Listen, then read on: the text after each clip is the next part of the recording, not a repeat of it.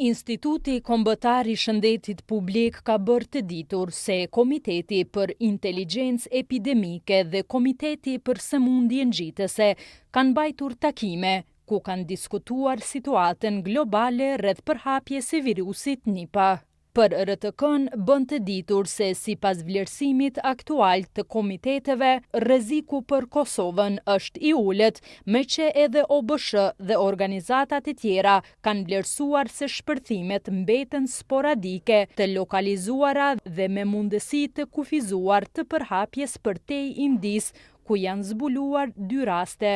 Sidoqoftë, sipas tyre, komitetet kanë rekomanduar që të zgjerohet mbikëqyrja epidemiologjike dhe të rritet gatishmëria e sistemit shëndetësor, mirëpo në këtë fazë nuk ka arsye për alarm publik apo rrezik për popullatën në Kosovë.